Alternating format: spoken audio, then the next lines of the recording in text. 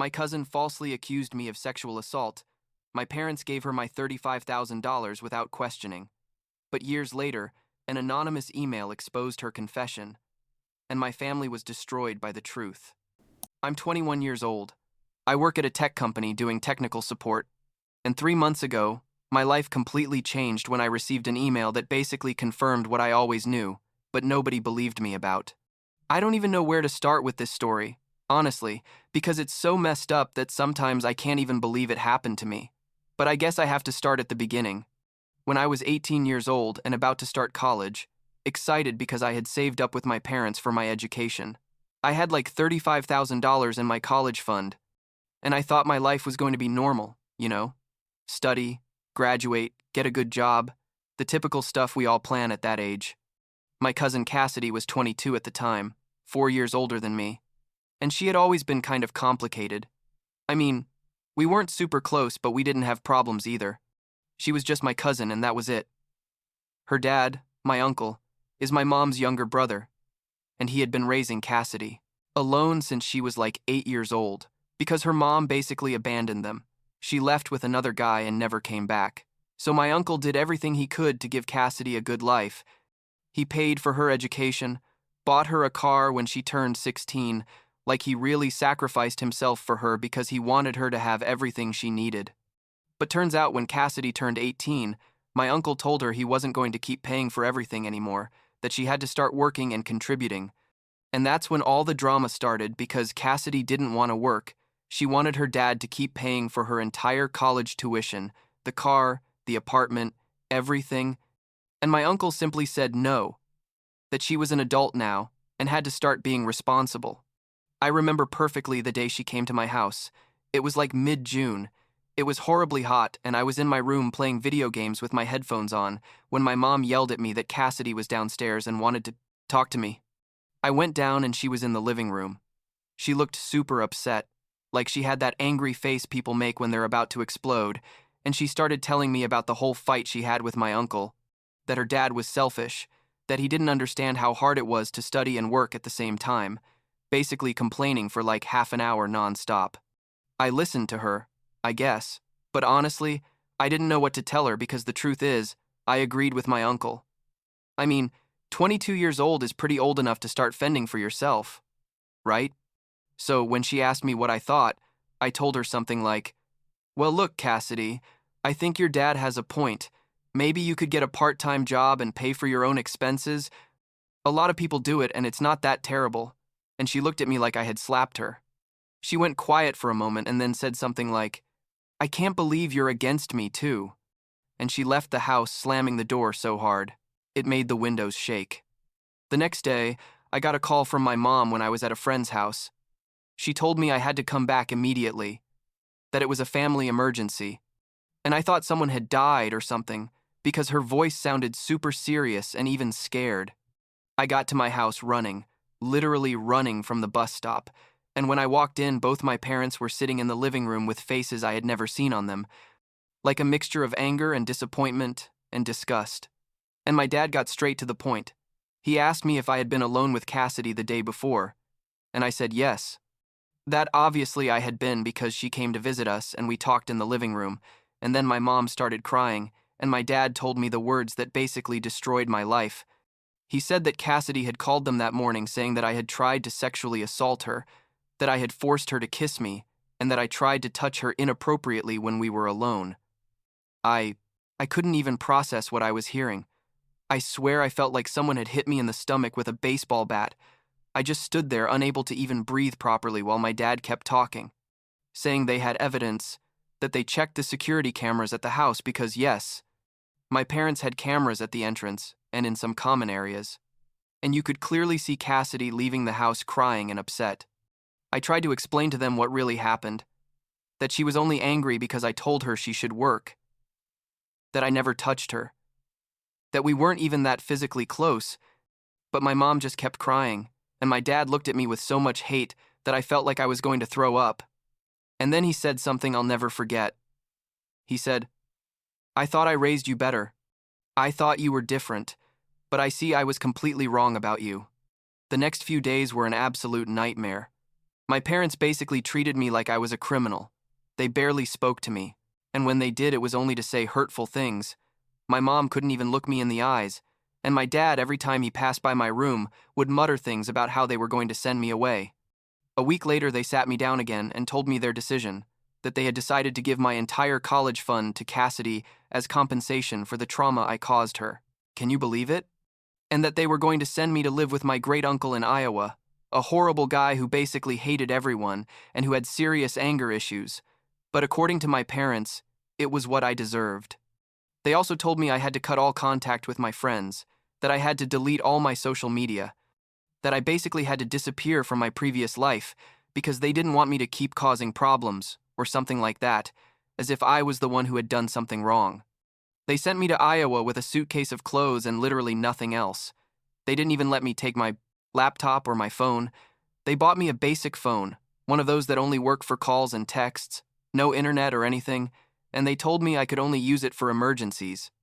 The bus trip to Iowa took like 14 hours, and I cried almost the entire way. I couldn't stop thinking about how unfair it all was, about how my own family had believed me capable of something so horrible without even really listening to me. My great-uncle lived in a super small town in the middle of nowhere. His house smelled weird, like mold and old cigarettes, and he basically made it clear to me from day one that I was a burden. He told me I had to get a job immediately, because he wasn't going to support a sex offender, his exact words, without me contributing something to the house. I got a job at a warehouse about a week after arriving. It was the only place that hired me because I was barely 18 years old, with zero work experience. The job was horrible, basically loading heavy boxes for 10 hours a day, 6 days a week, for minimum wage that barely was enough for anything. At the warehouse, I met two guys, Jake and Marcus, who worked the same shift as me, and after like a month working together, we started getting along. They shared a small apartment near the warehouse, and when they found out I was living with an uncle who treated me like garbage, they offered for me to move in with them. I got my first paycheck. It was like $800 after taxes for 2 weeks of work, and that same day I packed my things and left the hell that was my great-uncle's house. Living with Jake and Marcus was what basically saved me. Honestly, because they were good people who treated me with respect and who never asked me why I had ended up in Iowa. They just accepted me, and that was it. The apartment was tiny.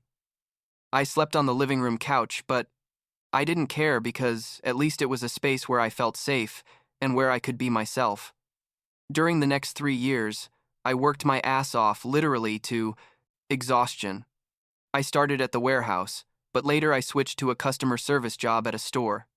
Then I got the technical support job where I am now. And all that time, I was saving every penny I could because my plan was to eventually pay for my own college, prove to the world that I wasn't the horrible person my family thought I was. I didn't hear anything from my family during those 3 years. 0 calls, 0 messages, nothing. It was like I had stopped existing for them. And honestly, I didn't try to contact them either because what for? They had made it clear they didn't believe me and didn't want me in their lives. Sometimes I wondered what Cassidy would be doing with the $35,000 they gave her. My money. The money that my parents and I had saved for years for my education, and it made me so angry that I had to breathe deeply to keep from screaming or breaking something. Jake and Marcus basically became my brothers. They knew something bad had happened to me with my family, but they never pressured me to tell them. They were just there when I needed them, and that was enough. 3 months ago, on a normal Tuesday, I was at work when I received an email in my personal account. It was from my uncle, Cassidy's dad, and the subject said, "I need to talk to you urgently. Please read it all." My first instinct was to delete it without reading it, because I didn't want to know anything about my family. But something made me open it, and what I read basically made my world stop.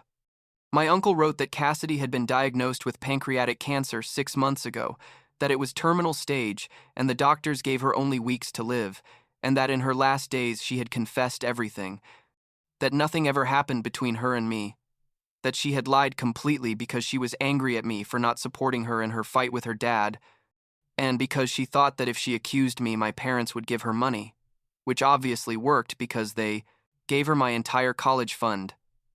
The email continued, saying that my uncle was devastated, that he couldn't believe his daughter had been capable of ruining my life like that, that he had tried to convince her to tell the truth for years, but she always refused, until now that she was dying and supposedly wanted to clear her conscience or something like that.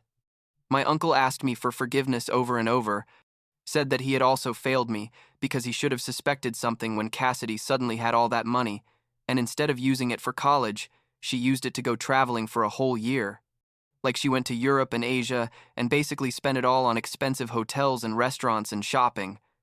And when she came back, she used what was left for the down payment on an apartment she couldn't even afford, and ended up getting horribly in debt until she had to sell everything when she was diagnosed with cancer. I read that email like 10 times in a row because I couldn't process the information. 3 years. 3 damn years of my life ruined. Of living with the label of sexual predator, of losing my family, of having to rebuild my life from scratch in a horrible town in the middle of Iowa, all because my shitty cousin decided it was worth destroying me for $35,000. I didn't cry when I read the email. I think I was in shock or something. I just sat at my work desk staring at the screen, unable to even blink, until my supervisor asked me if I was okay, and I told him I needed to leave early for an emergency. I got to the apartment, and Jake and Marcus were there watching TV, and I guess my face said it all because Marcus immediately paused the TV and asked me what had happened. For the first time in 3 years, I told them the whole story, from the beginning to the email I had just received, and by the time I finished talking, they both had faces of absolute rage. Jake was clenching his fists so hard his knuckles were white, and Marcus just kept repeating, no way, this can't be real, over and over. They told me I had to make the truth public, that I had to expose her and my family for what they did to me, but I wasn't sure. Honestly, part of me just wanted to move on with my life and forget about everything, but they kept insisting, saying it wasn't fair for Cassidy to go to her grave without anyone knowing the kind of person she really was. I spent like a week thinking about it, and I finally decided that yes, I was going to tell my story. But first, I wanted to give my parents the chance to apologize. I don't know why. I guess a stupid part of me still had hope that maybe they would feel remorse for what they did to me. I sent them a message from my email account saying that I already knew the truth about Cassidy, that my uncle had told me everything, and that I planned to make the whole story public on social media so everyone would know what really happened. My mom's response came like 2 hours later. It was a long message where she basically begged me not to say anything, that so much time had already passed, that there was no point in stirring up the past, that Cassidy was dying and it would be cruel to expose her now, and that they were still processing the information and needed time. Time. They asked me for time, after they took 3 years of my life without thinking twice, after they exiled me without even properly investigating what I supposedly had done, after they treated me like garbage and sent me away so they wouldn't have to see me. I responded that they were going to have exactly 48 hours to decide if they wanted to publicly apologize to me or if I was going to tell the story myself, and that after that, I didn't want to know anything more about them ever in my life. I didn't receive a response, no apology, no acknowledgement of what they had done to me, just silence. And that told me everything I needed to know about the kind of people they really were. I created a long post on Facebook.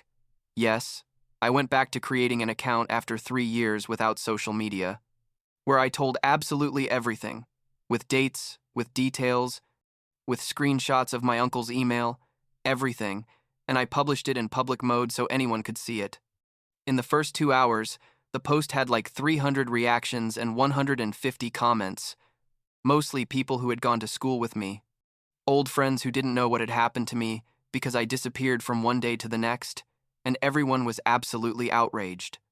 Private messages started arriving from people telling me they always knew I wasn't capable of doing something like that my parents were crazy for having believed me guilty without real evidence, that Cassidy had always seemed manipulative to them. Basically, I received overwhelming support that I honestly didn't expect. My parents, obviously, saw the post, and my mom sent me a message saying she was disappointed that I had decided to air the family's dirty laundry publicly, that I should have handled this privately, that now all the people were judging them, and that I was selfish for not thinking about how this would affect them. Can you believe it? I was the selfish one. I was the one who should have thought about how my actions would affect others, After everything they did to me, I didn't respond to them. I simply blocked them everywhere. Blocked their phone numbers, their emails, everything. Because I had absolutely nothing left to say to them and didn't want to hear more of their justifications and their total lack of responsibility. Cassidy died like 2 weeks after I published the story, and honestly, I didn't feel anything when I found out. Not sadness or relief or satisfaction, just a kind of emptiness because, at the end of the day, she ruined my life and left without really paying the consequences of her actions, without having to face all the people who now knew the truth, without having to see how her reputation was destroyed, like she destroyed mine. My uncle sent me another email inviting me to the funeral, but I told him no, that I had no interest in saying goodbye to someone who had caused me so much harm, and he said he completely understood. The weeks after publishing my story were weird. I kept receiving messages from people I knew in my previous life. Some close friends I had lost contact with asked me if they could visit me or if I could go visit them, and one of them, Daniel, who had been my best friend in school, told me he had organized a small reunion in my hometown and he really wanted me to go. I told him I would think about it, but the truth is I was afraid to go back. Like I had spent 3 years without setting foot in that place, and I wasn't sure how I would feel being there again. But Jake and Marcus convinced me to go. They even said they would come with me so I wouldn't have to face it alone. Like a month ago, we finally made the trip back. It was weird to drive through streets I knew, so, well, see the places where I grew up, the school where I studied, the store where I bought candy when I was a kid. Everything looked the same, but at the same time, everything felt completely different. The reunion was at Daniel's house. Like 15 people showed up, all friends from school or neighbors who had known me since I was little, and it was super emotional, honestly. Everyone hugged me and told me how much they had missed me, and how much they regretted not being there for me when everything happened. And several told me they had cut contact with my parents after finding out the truth, that basically the entire community had turned their backs on them because what they did to me was unforgivable. During that reunion, I also met some uncles and cousins who had never believed me guilty, who had tried to talk to my parents to get them to reconsider, but my parents didn't want to listen to anyone, and those relatives told me that if I ever needed anything, whatever it was, they would be there for me. And that meant more than I can express, because I felt that maybe I hadn't lost my entire family, just the toxic parts that didn't deserve to be in my life anyway. Jake and Marcus got along super well with everyone. Daniel thanked them for having taken care of me all these years, and seeing my two worlds mix like that was comforting in a way I didn't expect. Now, I'm back in my current city, working, saving, living my life, and although I'm still processing everything that happened, I feel more at peace than I've felt in a long time. I still have nightmares sometimes where I'm back in that living room with my parents looking at me with hate, or where I'm at my great uncle's house feeling completely alone. But those nightmares are less frequent now. And when I wake up from one, Jake or Marcus usually notice and stay up talking to me until I calm down, because that's how they are. Basically, the family I chose and who chose me back. My parents keep trying to contact me through other people, sending messages with cousins or uncles saying they want to talk, that they want to fix things, but I've already made it clear to them that there's nothing to fix. That they made their decision 3 years ago, when they decided to believe Cassidy without questioning her, when they decided to give away my future without thinking twice, when they decided to exile me like I was garbage that had to be hidden. The truth already came out. People know what really happened, and I moved on with my life. That's all I need. I don't need their forgiveness or their late apologies or their redemption attempts. I simply need them to leave me alone and accept that they lost their son through their own actions. Last month, I finally enrolled in online classes to start my college degree. I'm going to study computer science because I always liked technology, and I already have experience in technical support, so it makes sense. It's going to take longer than it would have taken if I had started at 18, like the plan was, and I'm going to have to work full-time while studying. But I don't care because I'm going to do it with my own money, with my own effort, and nobody is going to be able to say I didn't deserve it, or that it was gifted or stolen from someone else. Jake helped me fill out the financial aid applications, and Marcus gave me a used laptop that works perfectly, and my friends from my hometown sent me like $2,000 between all of them to help me with expenses. Money that at first I didn't want to accept, but they insisted, saying it was the least they could do. Sometimes I think about what my life would be like if none of this had happened. If Cassidy hadn't lied. If my parents had believed me. If I had started college on time and now I was about to graduate. But then I realized that maybe things happened the way they had to happen, not because there's some divine plan or any of that nonsense, but simply because life is that unpredictable and that unfair sometimes, and the only thing we can do is move forward with what we have. I met Jake and Marcus because of this. I rebuilt my life completely on my own. I learned who the people around me really were. And although it was the hardest path possible, I came out the other side being stronger and more independent than I probably would have been if everything had gone according to the original plan. Last week, Daniel called me to tell me that my parents are trying to sell the house and move to another state because they can't stand the social pressure of living in a community where everyone knows what they did, where people look at them badly at the supermarket, and where they've basically become pariahs. Part of me felt a small satisfaction hearing that. I'm not going to lie, but another part simply felt sadness about how unnecessary it all was, about how two adults could ruin so many lives, including their own, by not taking the time to properly investigate an accusation before acting, by choosing to believe the wrong person without even questioning it. He asked me if I thought I could ever forgive them, and I told him I honestly didn't know. That maybe with time and therapy, because yes, I started therapy 2 months ago and it's helping. I could get to a point where I didn't feel so much anger. But that forgiving doesn't mean forgetting, and doesn't mean I'm going to let them back into my life. 2 days ago, I turned 21 years old.